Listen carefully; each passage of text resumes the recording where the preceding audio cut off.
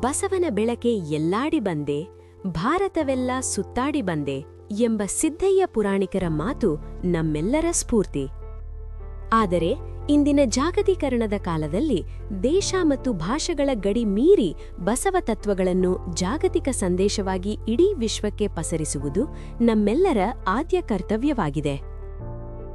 ಬನ್ನಿ, ಇಂಥದ್ದೇ ಒಂದು ಅದ್ಭುತ ಐತಿಹಾಸಿಕ ಸಾಧನೆಯನ್ನು ನಾವೆಲ್ಲರೂ ಹರ್ಷೋದ್ಗಾರಗಳ ಮೂಲಕ ಸಂಭ್ರಮಿಸೋಣ.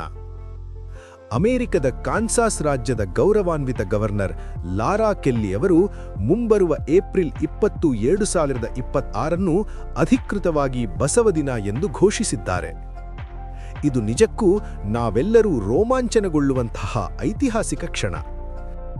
ಈ ಮಹೋನ್ನತ ಸಾಧನೆಯ ಹಿಂದೆ ಶ್ರಮಿಸಿದ ಕಾನ್ಸಾಸ್ ಸಿಟಿಯ ಬಸವ ಗ್ರೂಪಿನ ಶ್ರೀ ಸತೀಶ್ ಕವಿ ಹಾಗೂ ಸದಸ್ಯರಾದ ಶ್ರೀ ರಾವಂದೂರು ಪ್ರಭುಶಂಕರ್, ಶ್ರೀ ಧನ್ರಾಜ್ ಆಮ್ಲಾಪುರೆ, ಶ್ರೀ ಗಿರೀಶ್ ವಿ ಶಿವಸ್ವಾನಿ ಮತ್ತು ಶ್ರೀ ಚಮೇಶ್ ರಾಜಶೇಖರ್ ಅವರಿಗೆ ಕೇಂದ್ರ ಬಸವ ಸಮಿತಿಯ ಪರವಾಗಿ ಹೃತ್ಪೂರ್ವಕ ಅಭಿನಂದನೆಗಳು.